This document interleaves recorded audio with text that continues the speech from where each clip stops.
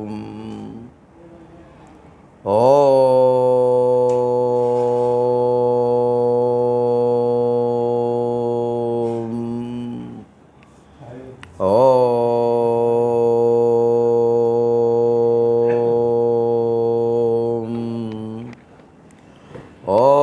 శ్రీ సత్యానంద యోగీంద్ర అరుణాచలవాసినః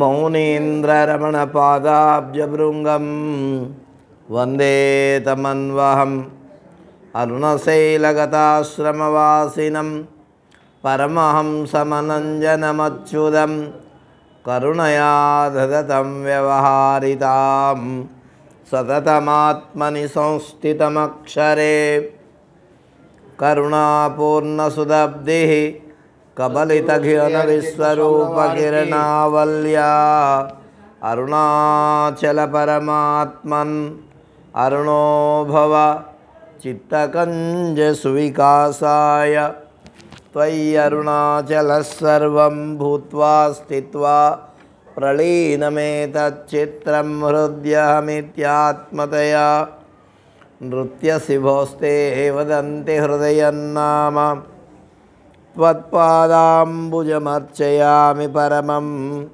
త్వాం చింతయామ్యన్వహం త్వామీశం శరణం వ్రజామి వచసా త్వామేవ యాచే విభో వీక్షామ్మే దిశ చాక్షుషీం సకరుణాం దివ్యైశ్చిరం ప్రార్థితాం శంభో లోకగురో మదీయమనసః సౌఖ్యోపదేశం కురు కృష్ణాయ వాసుదేవాయ హరయే పరమాత్మనే ప్రణతః క్లేశనాశాయ గోవిందాయ నమో నమః నారాయణం నమస్కృత్య నరం చైవ నరోత్తమం దేవీం సరస్వతీం వ్యాసం తతో జయముదీరయేత్ మూకం కరోతి వాచాలం పంగుం లంఘయతే గిరిం యత్కృపాతమహం వందే పరమానందమాధవం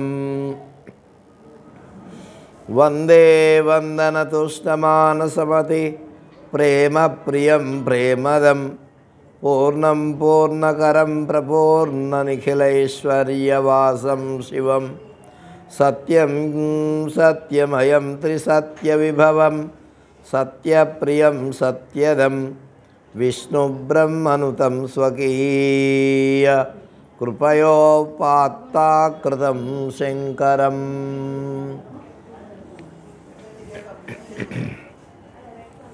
సద్గురుదేవుల చరణార విందాలకు ప్రణామాలు అర్పిస్తూ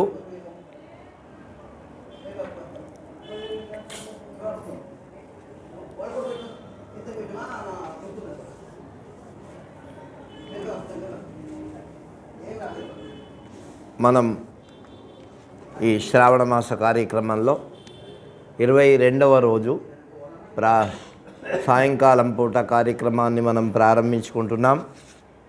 శ్రీ శివ మహాపురాణాన్ని గురించి తెలుసుకుంటున్నాం. నిన్న కార్తికేయుడు మరి పరమశివుణ్ణి స్తోత్రం చేస్తున్నాడు. ఆయన ఎటువంటి వాడు? భూతం భవ్యం భవిష్య స్థావరం జంగమంచయద తవ దేహాత్ సముత్పన్నం సర్వదా పరమేశ్వర. అది పరమేశ్వరుని యొక్క నుండే భూతకాలము, భవిష్యత్ కాలము, మరి వర్తమాన కాలం జరుగుతూ ఉండేటటువంటి కాలంలో ఏవేవైతే ఉత్పన్నమయ్యాయో అవన్నీ కూడా పరమేశ్వరుని నుంచే వచ్చాయి. మళ్ళీ ఆయన యందే లయం పొందుతున్నాయి. నిన్న విషయాన్నంతా మనం తెలుసుకున్నాం. అరూపాయ స్వరూపాయ విశ్వరూపాయ తే నమః శివాయ నీలకంఠాయ చితాభస్మాంగధారిణే నిత్యం నీలశిఖండాయ శ్రీకంఠాయ నమో నమః. మరి ఆయన రూపము ఉండేవాడు, రూపము లేనివాడు, ఈ విశ్వమే స్వరూపంగా కలిగినటువంటి వాడు.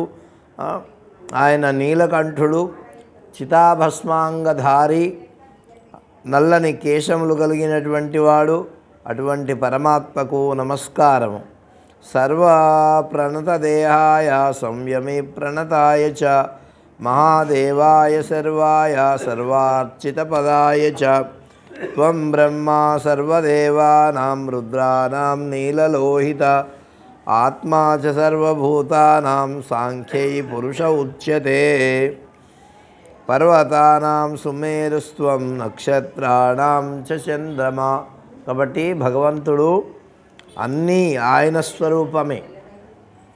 అంతేకాదు ఓంకార సర్వవేదానాం త్రాతాభవ మహేశ్వర. ఓంకార స్వరూపుడు కూడా ఆయనే. ఓంకారం నుంచే అన్నీ వచ్చినాయి అని చెప్తున్నారు. ఆ అన్ని వేదములు కూడా ఆయన స్వరూపమే. ఈ భూతములను అన్నింటినీ కూడా ఉత్పత్తి చేసింది కూడా ఆయనే, లోకక్షేమం కోసం. అందుకని మహేశ్వర మహాభాగా శుభాశుభ నిరీక్షక ఆప్యాయాస్మాన్ హి దేవేశ కర్తృన్వై వచనం తవా. ఆ తర్వాత ఇట్లా స్తుతించిన తర్వాత ఒకనాడు సూత మహర్షి శౌనకాది మహర్షులకు చెప్తున్నాడు, మరి మా గురువుగారైనటువంటి వ్యాస భగవానునికి సనత్కుమారుడు చెప్పగా నేను విన్నాను, అది నీకు చెప్తున్నాను విను అని ఆ సూత మహర్షి శౌనకాది మహర్షులకు చెప్తున్నాడు. మంగళప్రదమైనటువంటి గణేశుని యొక్క ప్రాదుర్భావం, ఆయన కూడా ఉత్పత్తి ఎలా జరిగిందో చెప్తున్నారు. స్వభావం చేత నిర్గుణ నిరాకారులు పరమేశ్వరులు. మరి వారు ఒకరోజు పార్వతీదేవి మరి ప్రథమ గణాలు మొదలైనటువంటివి ఉన్నాయి, అవి శివుడితో వెళ్ళిపోతూ ఉంటాయి. కాబట్టి కైలాసంలో అమ్మవారికి ఒక రక్షణగా ఎవరు లేరు. అందుకని ఒక మట్టితో మూర్తిని తయారు చేసి దానికి ప్రాణం పోసి ఆయనను కాపలాదారునిగా పెట్టారు. పెడితే ఈ లోపల ఆమె లోపల ఉన్నది. పరమశివుడేమో ఎక్కడికో వెళ్ళి వచ్చాడు. రాగానే పరమశివుణ్ణి అడ్డుకున్నాడు. అంటే ఈ లోపల ఈయనకు తెలియదు అన్నమాట పరమశివుడు బయటకు వెళ్ళింది. అడ్డుకున్నాడు. నువ్వెవరు అన్నాడు. అంటే నేను అమ్మవారి బంటును అన్నాడు ఆయన.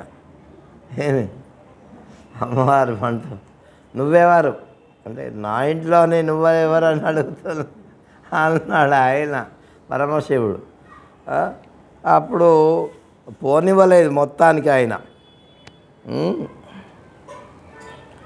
ఈ సృష్టి రూపమంతా కూడా మరి పరమేశ్వరుడు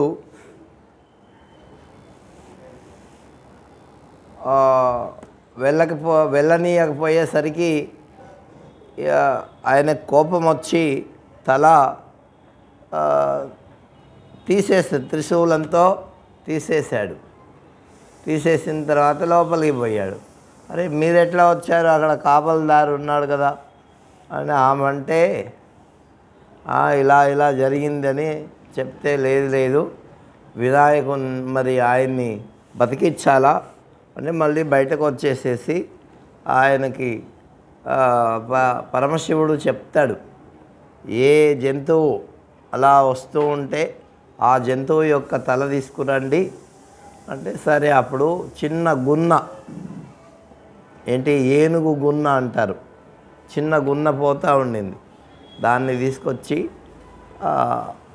ఆయనకు అతికిస్తే ఆయనే గణేశుడయ్యాడు, విఘ్ననాయకుడు.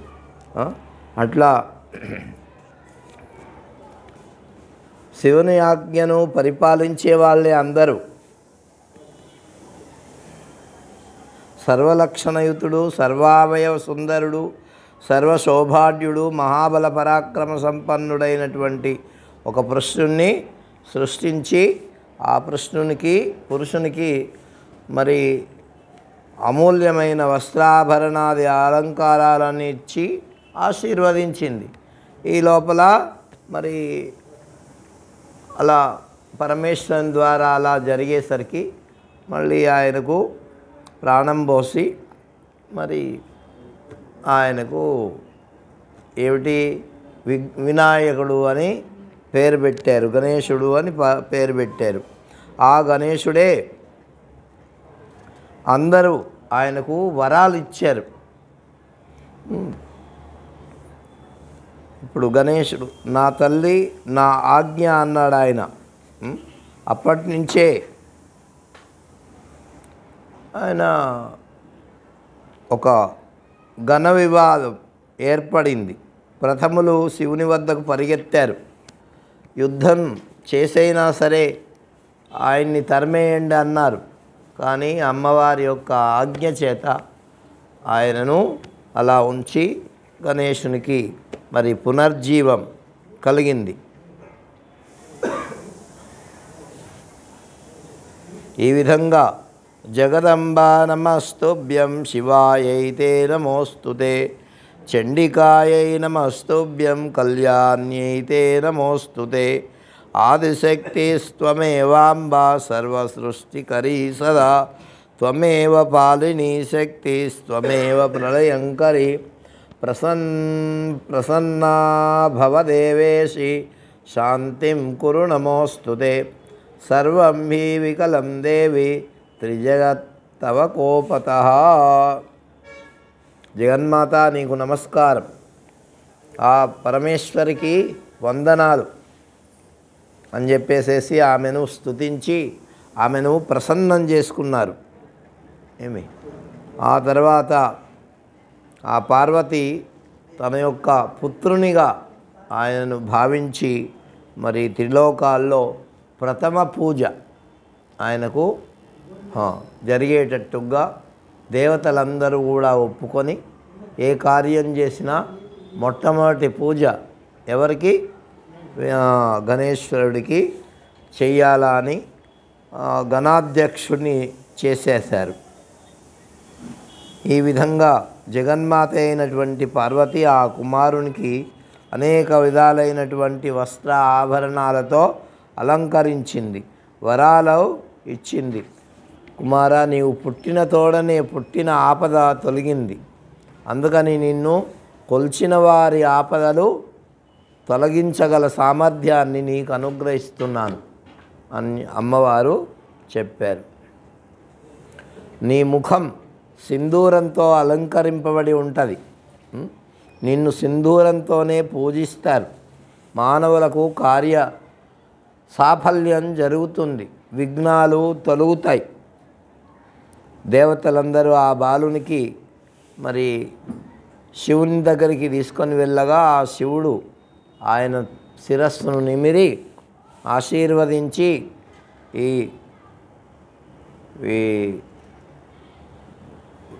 ఈ బాలుడు నాకు రెండవ కుమారుడు అన్నాడు. ఇంతకుముందు కుమారస్వామి ఆవిర్భవించాడు కదా, అట్లాగే ఈయన రెండవ వాడు. సర్వగణాలకు అధ్యక్షుడు, విఘ్నాలను నాశనం చేసేటటువంటి వాడు కనుక వినాయకుడు అనే నామంతో లోకంలో ప్రసిద్ధి పొందుతాడు అని పరమేశ్వరుడు ఆశీర్వదించాడు. గణేశుడు మరి తెలియక చేసినటువంటి అపరాధాన్ని శివుడు మన్నించాడు. దేవతలకు ప్రార్థించగా త్రిమూర్తులమైనటువంటి మేము ఏ లోకాలకు వెళ్ళినా గణనాథుడు కూడా మాకంటే ముందుగా పూజింపబడతాడు అని అందరూ ఆశీర్వదించారు. ఏ కార్యం తలపెట్టినా విఘ్నము లేకుండా ఈ స్వామిని పూజిస్తే జరుగుతాయి అని చెప్పి శంకరుడు ప్రీతుడై పవిత్రమైనటువంటి మనస్కురాలైన పార్వతీ సంకల్పం నుంచి పుట్టినటువంటి గణేశుడు భాద్రపద శుక్ల చవితి నాడు ఆవిర్భవించినాడు. అది చంద్రోదయ కాలం. కాబట్టి ఆ తిథి ఎవరు గణేశుణ్ణి పూజిస్తారో వారికి సకల శ్రేయస్సులు జరుగుతాయి అని వరమిచ్చారు. ఒకరోజు ఇలాగే వీళ్ళు పెరుగుతూ ఉన్నారు, ఇద్దరు, కుమారస్వామి తర్వాత గణేశుడు. ఇలా ఉండగా ఒకరోజు అనుకున్నారు, మాకంటే మాకు గొప్ప, ఎవరు గొప్ప అనేది. ఒక్కొక్క పురాణంలో ఒక్కొక్క రకంగా ఉన్నది.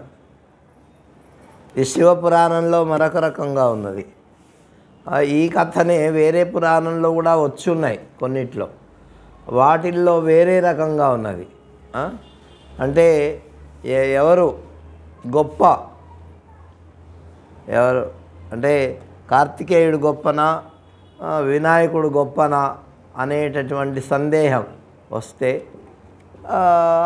ఎవరు గొప్ప అనేటటువంటి దాన్ని నిర్ధారణ చేయాలా అంటే పరమశివుడు అమ్మవారు ఇద్దరు కలిసి ఎవరైతే భూప్రదక్షిణం చేసి వస్తారో వాళ్ళు గొప్ప అన్నదట. అనేసరికి ఆయన కుమారస్వామి హంసవాహనం వేసుకొని ఈ ప్రపంచమంతా తిరిగి రావడానికి వెళ్ళాడు. ఈ లోపల ఈయన ఎక్కడికి వెళ్ళలే.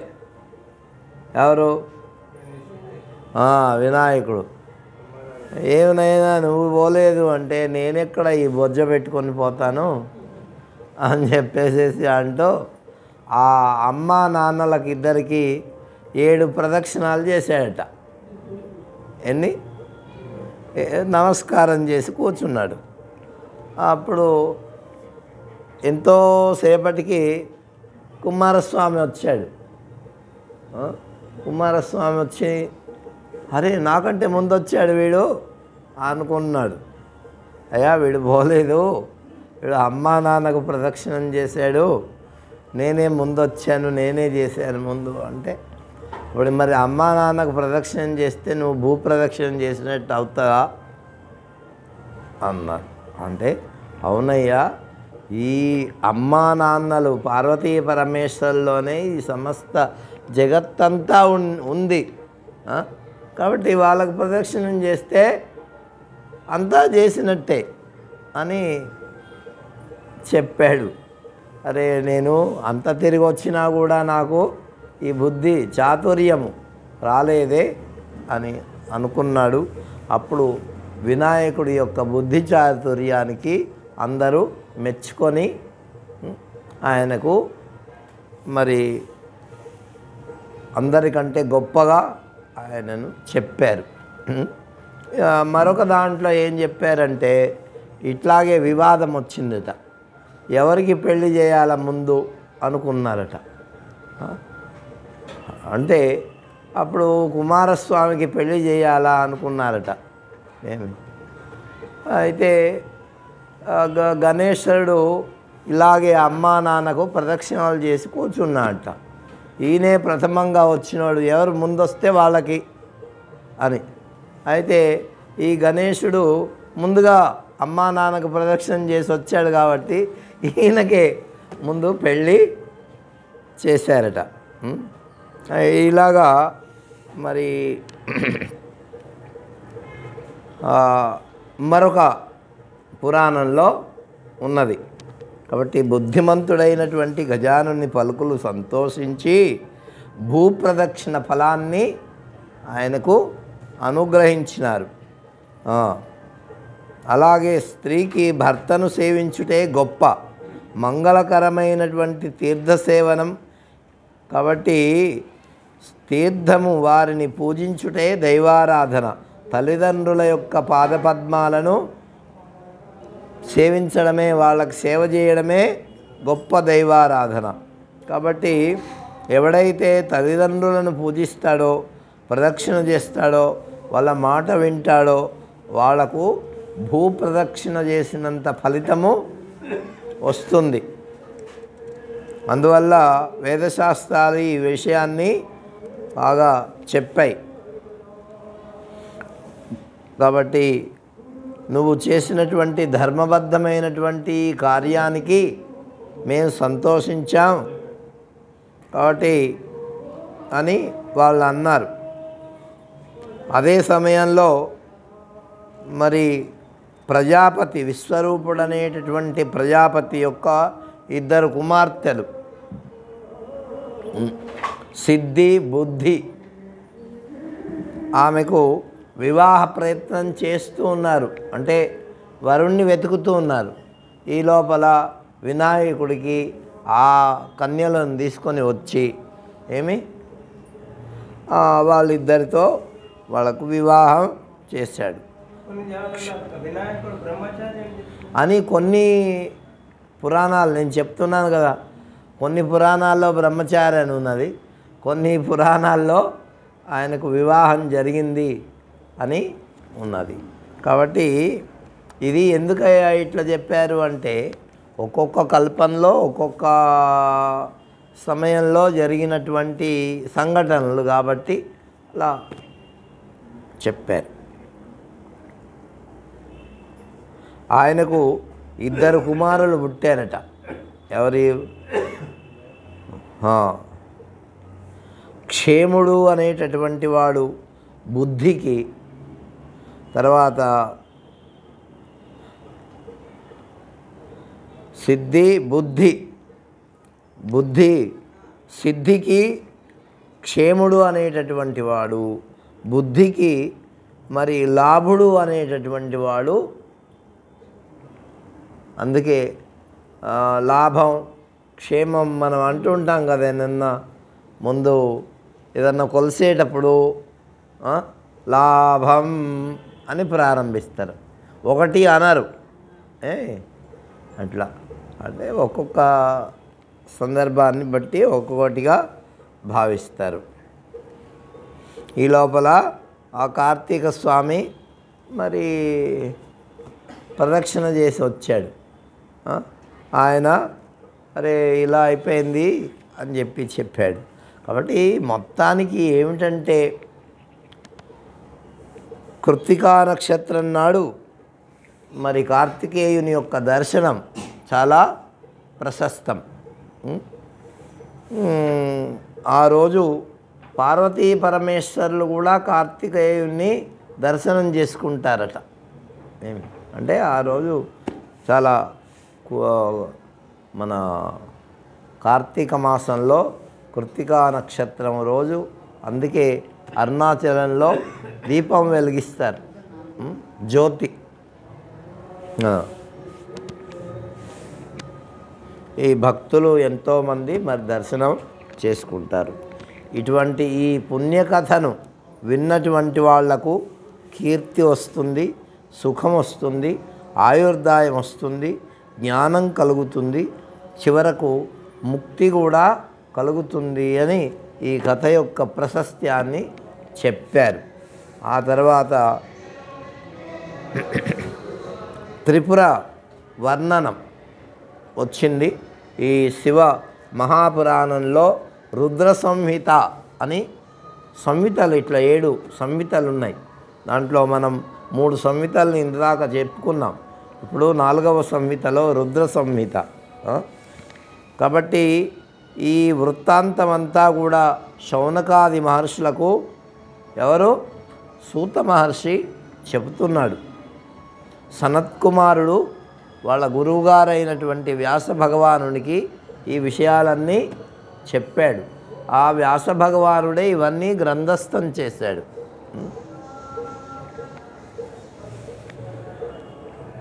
ఈ లోకంలో మరి వాటికి ఏమిటయ్యా ఈ పురాణాలు చెప్పుకోవడము అంటే దాంట్లో నీతి ఉంటుంది,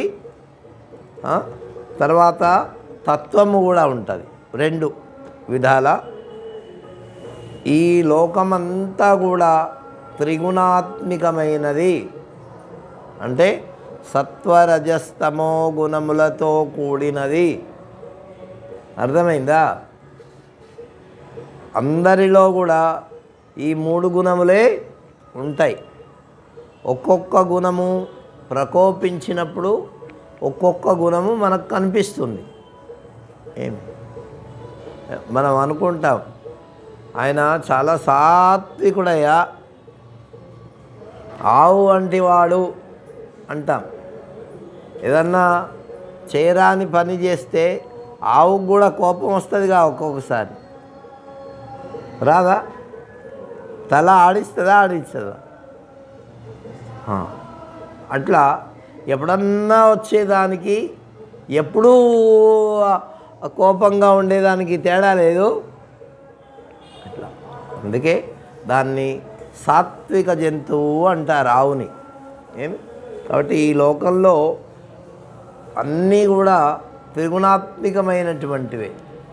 మరి సింహము, పులి మొదలైనటువంటి జంతువులు రాజసికమైనటువంటి ప్రవృత్తి కలిగి ఉంటాయి. కాబట్టి ఇక కొన్ని జంతువులు అవి తామసికమైనటువంటి ప్రవృత్తులు కలిగి ఉంటాయి, తమోగుణ ప్రధానంగా. మనుష్యుల్లో కూడా సత్వగుణంతో ఉండేవాళ్ళు, రజోగుణంతో ఉండేవాళ్ళు, తమోగుణంతో ఉండేవాళ్ళు ఉన్నారు. ఇట్లా త్రిగుణముల యొక్క సమస్థితి శాంతి, వాటి ప్రకోపమే మరి ప్రళయం.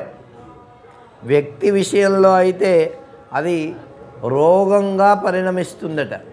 ఇప్పుడు చాలామంది కోపంగా ఉంటే అదే కొన్ని రోజులకు ఏమైపోతుంది? రోగమైపోతుంది. ఈ సుఖదుఖాలకు కారణం ఏమిటి అంటే ఈ త్రిగుణములే. మానవుల్లో ఉండేటటువంటి త్రిగుణముల ద్వారా వాడికి సుఖము దుఃఖము మరి కలుగుతూ ఉంటాయి. సత్వగుణం కూడా బాధిస్తుంది. అది మన వివేకానంద స్వాముల వారు ఏమన్నారంటే, సత్వగుణము బంగారు సంఖ్యల లాంటిదట, రజోగుణము వెండి సంఖ్యల లాంటిదట, తమోగుణము ఇనుప సంఖ్యల లాంటిదట. ఇప్పుడు దేంతో కట్టబడమే కదా, బంగారుదైతేనే, ఎండిదైతేనే, ఇనుపదైతేనే. అంటే కానీ అందుకే మానవుడు భగవద్గీతలో చెప్పినటువంటి స్థితి ఏమిటంటే త్రిగుణాతీతుడు కావాల. ఏమన్నాడు? త్రిగుణాతీతుడు. గుణాతీతస్స ఉచ్యతే మాంచయో వ్యభిచారేణ భక్తియోగేన సేవతే. ఎవరైతే నన్ను భక్తియోగం చేత సేవిస్తారో, భజిస్తారో, ఆరాధిస్తారో అటువంటి వాళ్ళను ఈ త్రిగుణముల నుంచి నేను బయటపడేసి వాళ్ళకు మాయను దాటింపజేసి నా యొక్క సాయుధ్యాన్ని ఇస్తాను అని భగవద్గీతలో భగవంతుడు చెప్పాడు. కాబట్టి ఈ లోకంలో ఉండేటటువంటివన్నీ కూడా త్రిగుణాత్మికములే. ఈ అహంకారం కూడా సాత్విక. ఏ గుణము ఎక్కువగా ప్రకోపిస్తే ఇంకా భగవాన్ల వారు మన అమృత తరంగిణిలో రాశారు. ఏం రాశారంటే సత్వగుణంలో మళ్ళీ సత్వగుణము, రజోగుణము, తమోగుణము ఉంటాయట. రజోగుణంలో సత్వగుణము, రజోగుణము, తమోగుణము ఉంటాయట. తమోగుణంలో సత్వగుణము, రజోగుణము, తమోగుణము ఉంటాయట. నిజమే, ఉంటాయి. ఇప్పుడు ఒక నలుగురు కలిసి దొంగతనం చేయడానికి వెళ్ళారు. వెళ్తే ఎవరింట్లోనో కన్నం వేశారు, లోపలికి వెళ్ళారు. అక్కడ ఒక అమ్మగారు ఉన్నారు. ఇంకా బంగారం అదంతా దోసుకున్నారు. ఒకడంటాడు, ఈమెను చంపేయాలరా, ఎందుకంటే బతికుంటే మనం పట్టుబడతాం. ఎవరికన్నా చెప్తుంది కదా అని ఒకడన్నాడు. మరొకడు అన్నాడు, 4 దెబ్బలేసి భయపెట్టి పోదాంరా అని మరొకడు అన్నాడు. ఈ ముసలిది ఏం చేస్తుంది మనల్ని, ఆమెకి ఎందుకు కష్టపెట్టడం, మనకు కావలసినవి తీసుకున్నాం కదా, మనం వెళ్ళిపోదాం అని మరొకడు అన్నాడు. మరి ఈ ముగ్గురిట్లో వాళ్ళ గుణాలు మనకు కనిపిస్తాయి కదా, కనిపిస్తున్నాయా? చంపుదామన్నవాడు తమో గుణం వాడు, 4 దెబ్బలు కొడదామన్నవాడు రజో. ఆమె ఎందుకురా కష్టపెట్టడం, మనకు రావాల్సింది వచ్చింది జాలే, ఏం చేస్తుంది వాడు అంటే రజోగుణంలో వాడు చేసేది రజోగుణ ప్రవృత్తి. రజోగుణంలో కూడా సత్వగుణము, రజోగుణంలో తమోగుణం, రజోగుణంలో రజోగుణం, ఇవి మనకు కనిపిస్తాయి. ఇట్లా మానవులు అన్నిట్లో అన్ని రకాల్లో ఉంటారు. వీడు పరమసాధురా అంటాం మనం. వీడు ఆ దేవాలయంలో పూజలు బీజలు బాగానే చేస్తాను కానీ ఎంత కోపిష్టిరా నాయన వాడిని భరించడాక అంటే మనకు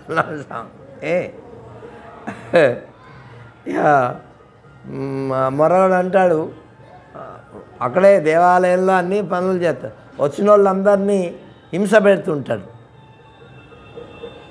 మరి వాడు సత్వగుణంలోనే ఉన్నాడు కానీ వాడి యొక్క ప్రవృత్తి మాటల చేత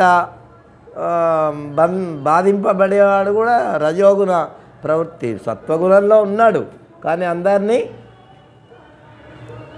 అట్లా చేస్తుంటాడు. కాబట్టి ఈ ప్రవృత్తి అనేది మానవుడి యొక్క ప్రవృత్తి వాడి యొక్క పూర్వజన్మ వాసనను బట్టి ఉంటుంది.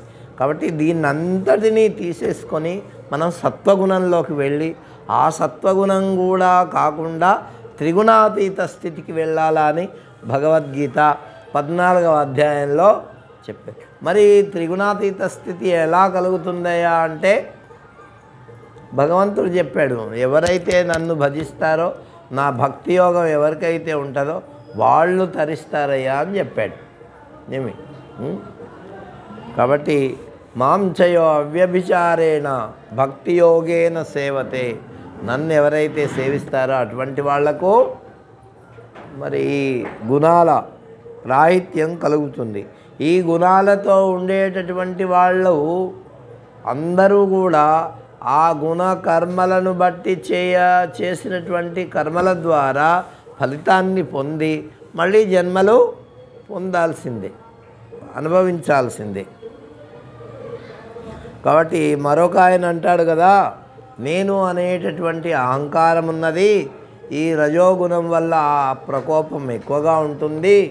మరి అది పోవాలంటే సత్వగుణం రావాలి. సత్వగుణం వచ్చిన తర్వాత కూడా మళ్ళీ శుద్ధసత్వంలోకి వెళ్ళాలి. శుద్ధసత్వంలోకి వెళ్ళిన తర్వాత మళ్ళీ ఆ త్రిగుణాతీత స్థితికి వెళ్ళాలి, అప్పుడు వాడికి ముక్తి అని. కాబట్టి సాత్విక అహంకారం కూడా మానవుని బంధిస్తుంది. ఏ అహంకారమైనా సరే అహంకారమే కదా, కాబట్టి అహంకార వినాశమే ముక్తి. కొంతమందికి నేను చెప్పిందే జరగాలనుకుంటారు. నేను అట్లా కొంతమంది ఒక్కొక్క రకం. అహంకారం నశించిన నాడు వాడికి పునర్జన్మ కారణమైనటువంటి బీజం నశిస్తుంది. ఆత్యంతిక దుఃఖ నివృత్తి వాడికి కలగాల. ఈ ఆధ్యాత్మిక ప్రపంచంలో ఆత్యంతిక దుఃఖ నివృత్తి, ఆనంద ప్రాప్తి. ఆత్యంతిక దుఃఖ నివృత్తి అంటే జన్మ మొదలుగా మనం మరణించేంత వరకు ఏ కష్టాలు ఉంటాయో అవన్నీ కూడా, కాబట్టి అవన్నీ పోవాల, అది ఆత్యంతిక దుఃఖ నివృత్తి. ఇక ఆనంద ప్రాప్తి అట్లా అంటే ఈ ఆధ్యాత్మ విద్యకు ఏమిటయ్యా ఫలితము అంటే దుఃఖం పోవాలి, ఆనందం రావాలి. అది పునర్జన్మ రాహిత్యం. ఈ స్థితియే ముక్తి. అహంకారం అంటే నేను అనేటటువంటి భావన, నా వల్ల జరుగుతున్నది అనేటటువంటి భావన. ఈ భావన లోకంలో అందరికీ, దేహ తాదాత్మ్యం పొందినటువంటి ప్రతి వాడికి ఉంటుంది. నా వల్ల జరుగుతున్నాయి, నేను చేస్తున్నా అనేది. కాదయ్యా, మనం చేసేది ఏం లేదు, భగవంతుడు చేయిస్తున్నాడు మనం చేత. ఇది నిమిత్త మాత్రం భవ సవ్యసాచిన్ అని చెప్పిన విధంగా. కాబట్టి ఆ విధంగా ఇక భక్తి యోగంలోకి వెళ్తే భగవంతునికి నేను ఒక పనిముట్టుని. ఇప్పుడు అక్కడ ఒక గడ్డపార ఉన్నది, ఆ గడ్డపార సొంతంగా పనిచేయలేదుగా, చేస్తుందా? దాన్ని ఎవరో ఒకరు పట్టుకొని దాంతో పని చేయాలి. అట్లాగే మనం ఏమిటి, ఒక గడ్డపార లాంటి వాళ్ళం. దీంట్లో ఆ చైతన్యం అనేటటువంటి పరమాత్మ ఉండి ఆయన పని చేయిస్తున్నాడు. అంటే కర్తృత్వం లేకుండా పని చేయడం కావాలి. కర్తృత్వం ఉంటే అహంకారం వచ్చేస్తుంది. కాబట్టి అప్పుడు ఈ లోకంలో తాదాత్మ్యాన్ని పొందుతాడు. అది ఉన్నంత వరకు నాది నీది అనేటటువంటి భావన వస్తుంది. ఆ నాది నీది వచ్చిందా అప్పుడు భేదభావము వస్తుంది. ఆ భేదభావం వల్లే సుఖదుఖాలు కలుగుతాయి. అందువల్ల నేను అనేటటువంటి భావన దేహం మీద దృష్టితో అంటున్నావా, ఆత్మదృష్టితో అంటున్నావా? కానీ మనం అందరం కూడా ఏ భావంతో అంటున్నాం? ఈ శరీరం మీద ఉండే భావనతోనే అంటున్నాం, ఆత్మదృష్టితో అనడం లేదు. ఈ నిత్య జీవితంలో అనుష్ఠించేటటువంటి కర్మలను ప్రతిబంధకం ఎప్పుడైతే భగవత్పరంగా చేస్తే తొలగిపోతుంది. కర్మ ప్రతిబంధకం ఉంటే పునర్జన్మ తప్పదు. కాబట్టి తిరిగి జన్మించకపోవడం ముక్తి. దాన్ని ఏమన్నారు? నిష్కామ కర్మాచరణ ద్వారా మానవుడు ఈ లోకంలో సుఖాన్ని పొందుతాడు, పరలోకంలో ముక్తిని పొందుతాడు. నిష్కామ కర్మ అంటే ఏమిటయ్యా? అంటే దానికి ఒక ఉదాహరణ చెప్పినారు. ఒక వ్యక్తి ఒకరి దుకాణంలో పనివాడుగా కుదిరాడు. ఆయన చెప్పిన పని మనం చేయడం. నెలకు మనకి ఎంత జీతం వస్తుందో అంత జీతము పక్కాగా వస్తుంది, దాంట్లో సందేహం ఏమీ లేదు. ఇక ఆ దుకాణంలో జరిగేటటువంటి వ్యాపారానికి వాడికి ఎంతవరకు సంబంధం? ఇచ్చి పుచ్చుకోవడం అంతవరకే సంబంధం తప్ప లాభ నష్టాలతో ఏమీ సంబంధము. లాభం వస్తే నీకు ఎక్కువ ఇయ్యడు యజమాని, నష్టం వస్తే తక్కువ మనం తీసుకోం వాడు ఇచ్చినా కూడా. ఎంత మాట్లాడుకున్నా అంత వచ్చేస్తుంది. అట్లా వాడికి లాభ నష్టాలు తనవి అంటే బాధ. అంతేనా? వాడికి ఏం సంబంధం లేదు, బాధ లేదు కదా. అదే ఈ లాభ నష్టాలు తన మీద వేసుకుంటే వాడికి ఎక్కువ బాధ. కాబట్టి అట్లా తటస్థంగా ఉండేటటువంటి వాడికి ఈ లోకంలో బాధ లేదు. అది ఒక విధంగా ఫలాన్ని కోరి చేసేటటువంటిది. ఎంతవరకు కోరితే అంతవరకు. మరొకటి ఏమిటంటే ఫలాన్ని కోరకుండా చేసేటటువంటిది,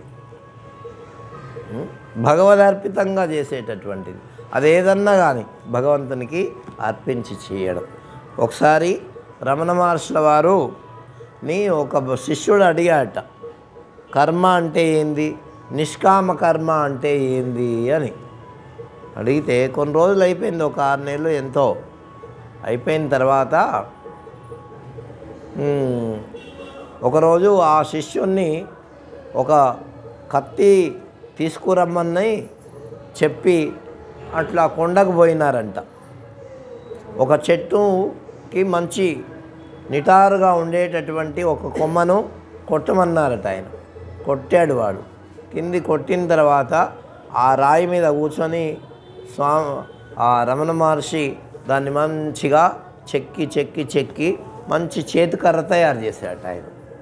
ఏమి సరే, అది అయిపోయిన తర్వాత మళ్ళీ కిందికి తిరిగి వస్తూ ఉన్నారు ఆశ్రమానికి. తిరిగి వస్తూ ఉండగా ఒక ముసలివాడు 90 ఏళ్ళవాడు ఆయనకి రమణ మహర్షికి ఎదురుపడ్డాడు. ఎదురుపడితే ఆయన అడిగాడట, స్వామి మీరు బాగున్నారు కదా? ఆయనకి 40 ఏళ్ళో ఎప్పుడు అప్పుడు. ఏమి ఈయనైతే 90 ఏళ్ళు. నేను నడవలేకుండా ఉన్నా, నాకు కర్ర సహాయం కావాలి, నా దగ్గర లేదు, ఇవ్వండి స్వామి అని రమణ మహర్షి ఏం మాట్లాడకుండా ఆయనకి ఇచ్చేసాట. ఏంటి ఆ కర్రని. అప్పుడు శిష్యుడికి చెప్పాట, కర్మ అయింది, నిష్కామ కర్మ అయింది. అంటే అది తయారు చేయడం కర్మ. అది నాకే ఉండాలని నేను ఇంత కష్టపడి తయారు చేసుకున్నా అని మనం అనుకుంటాం కదా, అమ్మ నేను ఇస్తానా దాన్ని అన్న. ఆయన అవన్నీ ఏమనుకోకుండా అవసరమైన ఆయన అడిగాడు, ఇచ్చేసాడు ఈయన. ఇది నిష్కామ కర్మ. దాని మీద ఫలితం నాకే రావాలనేది లేదు. కాబట్టి ఇటువంటి నిష్కామ కర్మ ద్వారా ఫలాపేక్ష లేకుండా చేసేటటువంటి కర్మ ద్వారా మానవుడికి ఏమొస్తుంది? సుఖం వస్తుంది, బంధం కలగదు, అది ముక్తి ఇస్తుంది అని మనకు శాస్త్రంలో చెప్పింది. అందుకే నిష్కామ కర్మ చేస్తూ ఉండాలి. కర్మ చేయడం కాదు, కర్మ చేస్తూ ఫలితాన్ని భగవంతునికి అర్పించడం. ఇవాళ మరి 13వ అధ్యాయంలో కూడా అదే చెప్పినాడు. సర్వకర్మలు నాకు అర్పించి చేయవయా అని చెప్పినాడు. కాబట్టి ఈ విధంగా అట్లా వేదంలో చెప్పబడినటువంటి గాథలు ఇట్లా ఎన్నో రకాలుగా దీంట్లో ఉన్నాయి. మరి కుమారస్వామి తారకాసురుణ్ణి సంవరించినటువంటి గాథను మీకు చెప్పాను. ఎవరు చెప్తున్నారు? ఇది సూత మహర్షి శౌనకాది మహర్షులకు చెప్తున్నాడు. ఆయనకు 3 కొడుకులు ఉన్నారు. ఏమి వాళ్ళు, పెద్దవాడేమో తారకాక్షుడు, రెండవ వాడేమో విద్యున్మాలి, మూడవ వాడేమో కమలాక్షుడు. వీళ్ళు 3 రాక్షసులు. వాళ్ళు చాలా బలవంతులు, జితేంద్రియులు, దృఢమైనటువంటి చిత్తం గలవాళ్ళు, మనోనిగ్రహం కలవాళ్ళు, సత్యవాక్య పరిపాలకులు. వాళ్ళు కూడా విశేషించి దేవతాద్రోహులు. అయితే ఏమి ఇవన్నీ బాగానే ఉన్నాయి, కానీ దేవతలను మాత్రం తండ్రి మరణానికి కారణమైనటువంటి వాణ్ణి జయించాలని వాళ్ళ ప్రయత్నం. ఏమి అట్లా మృత్యువును మరి ఎప్పుడు జయిస్తారు అంటే, మేము మరణాన్ని జయిస్తే అప్పుడు వాళ్ళందరినీ జయించగలము అని వాళ్ళు ఏం చేశారంటే పెద్ద తపస్సు చేశారు కొన్ని వేల సంవత్సరాలు. ఇప్పుడు చూడండి, మంచివాళ్ళు తపస్సు చేస్తున్నారు, ఇట్లా ఉండేవాళ్ళు తపస్సు చేస్తున్నారు. ఏమి అయితే ఇట్లా ఉండేటటువంటి తపస్సు లోక ఉపద్రవానికి కారణమైంది. వాళ్ళ మానసిక వ్యవస్థని తపస్సు చేయడం అనేది ఒకటే, కానీ వాళ్ళ ఉద్దేశ్యము మరి మంచి సాధువులు సత్పురుషులు తపస్సు చేస్తే వాళ్ళు లోకక్షేమం కోసం చేస్తారు. కాబట్టి వీడికి ఆ తపస్సు చేయడానికి అన్నీ ఉండాలి. మామూలుగా ఒక యతీశ్వరుడికి ఉండాల్సినటువంటి జితేంద్రియత్వము వాడికి ఉండాలి, నిగ్రహము ఉండాలి, సత్యవాక్య పరిపాలన ఇవన్నీ ఉండాలి. వాళ్ళు ముగ్గురు కలిసి అనుకొని అట్లా తపశ్చర్యలో మునిగిపోయినారు. వేసవి కాలంలో పంచాగ్నుల మధ్య తపస్సు చేశారు. వానాకాలంలో తడుస్తూ వర్షంలో ఉండి తపస్సు చేశారు. మరి చలికాలంలో ఏమి ఈ మెడ వరకు ఉన్నటువంటి జలాల్లో ఉండి తపస్సు చేశారు. చలికాలం మామూలుగా ఉండడమే కష్టం. ఏమి మరి నీళ్ళల్లో ఉండి తపస్సు చేయాలంటే ఎంత చలి ఓర్చుకోవాలా. కాబట్టి ప్రాణాలు లెక్క చేయకుండా వాళ్ళు బ్రహ్మదేవుని గురించి తపస్సు చేశారు. కొంతకాలం వాళ్ళు కందమూలాలు తిని తపస్సు చేశారు. మరికొంత కాలం కేవలం జలపానం చేసి అంటే నీళ్లు మాత్రమే తాగి తపస్సు చేశారు. ఆ తర్వాత వాయువును మాత్రమే భక్షించి అంటే పీల్చుకొని తపస్సు చేశారు. పిమ్మట దాన్ని కూడా బంధించి కొంతకాలం తపస్సు చేశారు. ఈ లోకాలన్నీ మరి ఎన్నో ఆటుపోటులకు గురయ్యాయి. ఘోరమైనటువంటి తపస్సు వల్ల ఆ తపస్సుకు మెచ్చి అప్పుడు బ్రహ్మదేవుడు వాళ్ళకి ప్రత్యక్షమయ్యాడు. మీకేం కావాలో కోరుకోని ఆయన ఎందుకు తపస్సు చేస్తున్నారు అన్నాడు ఆయన. అప్పుడు బ్రహ్మదేవుడికి నమస్కారం చేసి, అయ్యా ఏ ప్రాణి చేత కూడా మాకు మరణం లేకుండా వరం ఇయ్యన్నారు. వీళ్ళందరూ ఆ కోవకు చెందిన వాళ్ళంతా అట్లా కోరిన వాళ్ళే. జరా రోగాలు మా దగ్గరికి రాకూడదు అన్నారు. మరి ఈ మృత్యువు కబలిస్తే నీకెంత సిరి సంపదలున్నా భోగభాగ్యాలున్నా ధన కనక వస్తువాహనాలున్నా అదంతా కూడా వ్యర్థమే కదా. ఏమి ఎప్పుడు సార్థకం? మరణం లేకుండా ఉంటే సార్థకం అని చెప్పేసేసి వాళ్ళు శాశ్వతమైనటువంటి మరణం లేకుండా ఉండేటటువంటి దాన్ని ఇమ్మన్నారు. మేము మాత్రము మృత్యువుకి ఆహారం కాకూడదు అన్నారు. అప్పుడు బ్రహ్మదేవుడు ఆశ్చర్యపోయి పరమశివుణ్ణి స్మరించి వాళ్ళతో అన్నాడు, దుర్లభమైనటువంటి కోరికను కోరారు మీరు. ఇది అయ్యే పని కాదు నాయన. పుట్టినవాడికి గిట్టక తప్పదు. మరణం లేకపోవడం అనేది అసంభవం. నిత్యము శాశ్వతము కాదు ఏది కూడా. కాబట్టి మృత్యువుకు మృత్యుడైనటువంటి రుద్రుడు విష్ణువు తక్క ఇంకెవ్వరు కూడా నిర్గుణులు ఇక్కడ ఎవ్వరూ లేరు. లోకానుగ్రహం కోసం సగుణ రూపాన్ని వారు స్వీకరిస్తూ ఉంటారు. కాబట్టి నీ బుద్ధి చాతుర్యాన్ని ఉపయోగించి ఏ ఏ కారణాల వల్ల మరణం సంభవించదో ఆ విషయం ద్వారా నన్ను వరం కోరండి అన్నాడు. కొద్దిసేపు వాళ్ళు ఆలోచించి అన్నారు సరే అని చెప్పేసేసి, కమలోద్భవ సంపత్ సమృద్ధి సహితమైనటువంటి 3 నగరాలు మాకు ఏర్పాటు చేయి. ఆ లోకాలు సంచరించేటటువంటివిగా ఉండాల. ఏమి తర్వాత వాటిలో మేము నివసించాల, మా ప్రజలందరూ ఉండాల. ఏమి త్రిలోకాల్లో మేము అది ఎక్కడి నుంచైనా ఎక్కడికైనా తీసుకుపోయినట్టుగా ఉండాల. ఇప్పుడు భూలోకం అంటే ఇక్కడే ఉంది కదా, అవి అట్లా కాదు. వాళ్ళకు కావలసినవి తిరుగుతూ ఉండాల ఆకాశంలో. 3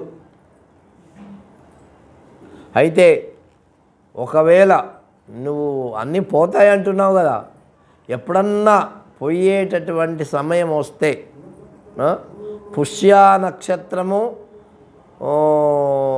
దానికి కలవాల, చంద్ర తారక గణాలు కలవాల, అభిజిల్లగ్నమై ఉండాల. అభిజిల్లగ్నం అంటే మధ్యాహ్నము 12 గంటల వేళ అట్లా అయి ఉండాలి.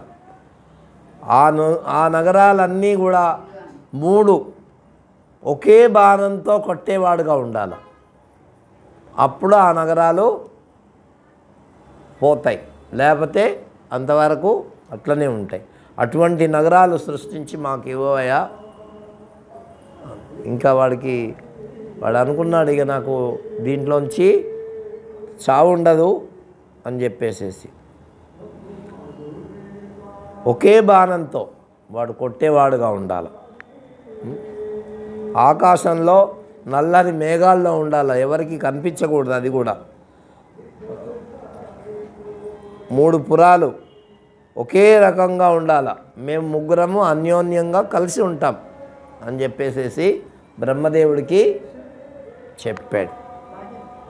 అప్పుడు తారకాక్షుడు ఏం కోరాడంటే, నా యొక్క నగరం బంగారుమయంగా ఉండాలి. ఏమి కమలాక్షుడు అన్నాడు, నాది వెండిమయంగా ఉండాలి. మరి విద్యున్మాలి అన్నాడు, నాది ఇనుపమయంగా ఉండాలి నా లోకం. సరే అని చెప్పేసేసి మయుని ఆహ్వానించి వాళ్ళకు కావలసినటువంటి లోకాలను సృజించడానికి ఆయన ఆదేశాన్ని ఇచ్చి ఆయన మళ్ళీ బ్రహ్మలోకానికి వెళ్ళిపోయాడు.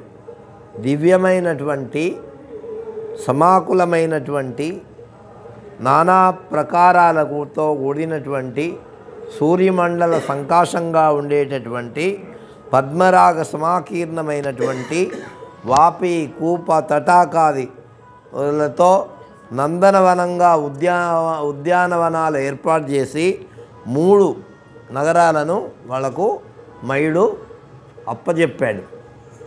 అవి ఎట్లా ఉంటాయి, ఒక చోట ఉండవు సుమా, తిరుగుతూ ఉంటాయి ఆకాశంలో. కాబట్టి అటువంటి వాటిని సృష్టించి ఇచ్చేశాడు. అందులో రుద్రాలయము, అగ్నిహోత్రశాల, వేదాధ్యయనము, పాకశాల, గోశాల మొదలైనవి ఉన్నాయి. వేదశాస్త్ర విశారదులైనటువంటి విప్రులు, శ్రోతకర్ములు, మరి తత్వాన్ని తెలుసుకున్నటువంటి వాళ్ళు, బ్రాహ్మణులు, అగ్నిహోత్రులు, ఆహితాగ్నులు మొదలైనవి చేసేటటువంటి వాళ్ళందరూ కూడా ఆ లోకంలో అన్ని రకాల ప్రజలు అందరూ ఉన్నారు. వాళ్ళందరూ కూడా సుఖ సంతోషాలతో జీవిస్తూ ఉన్నారు. కానీ వాళ్ళు చేసేది ఒక్కటే చెడ్డ పని, ఏమిటంటే దేవతలకు కష్టపెడుతున్నారు. అదొక్కటి, లేకపోతే వాళ్ళు హాయిగా ఉండొచ్చు. కానీ ఇట్లా కష్టపెడుతూ ఉంటే దేవతలందరూ వెళ్ళి బ్రహ్మదేవుణ్ణి వేడుకున్నారు. అయ్యా నా వల్ల కాదు అది అని చెప్పి విష్ణుమూర్తి దగ్గరికి పోదామని చెప్పి ఆయన దగ్గరికి అయ్యా వాళ్ళను అటువంటి ఆ నగరాలను సృష్టించి వాటిని ఇట్లా చేశారు కదా, అవి మా వల్ల కూడా కాదు, అది కేవలం పరమశివుని వల్లనే అవుతుందేమో, ఆయన దగ్గరికి పోదాము అని అందరూ పోయి అక్కడ నమస్కారం చేశారు. ఏంటి దేవతలందరూ. ఇక వాళ్ళు ఏమంటున్నారో ఏంటో అవన్నీ రేపు తెలుసుకుందాం. వాళ్ళు చెప్పేవన్నీ. ఓం శ్రీరామ జయ రామ జయ జయ రామ.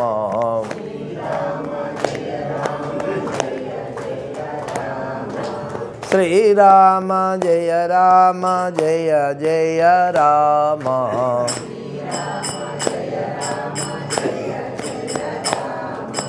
శ్రీరామ జయ రామ జయ జయ రామ.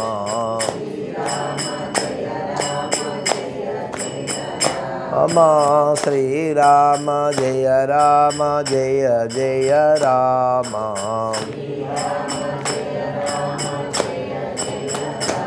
మా శ్రీరామ జయ రామ జయ జయ రామ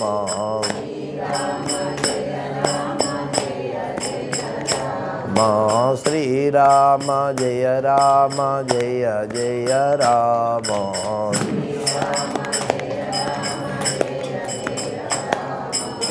శ్రీరామ జయ రామ జయ జయ రామ శ్రీరామ జయ రామ జయ జయ రామ శ్రీరామ జయ రామ జయ జయ రామ శ్రీరామ జయ రామ జయ జయ రామ శ్రీరామ జయ రామ జయ జయ రామ శ్రీరామ జయ రామ జయ జయ రామ శ్రీరామ జయ రామ జయ జయ రామ जय राजा रामचंद्र भगवान की, सीता माई की, पवन सुत हनुमान की, गोपाल कृष्ण भगवान की, सद्गुरु सत्य भगवान की। हर नमः पार्वती पतये हर हर महादेव।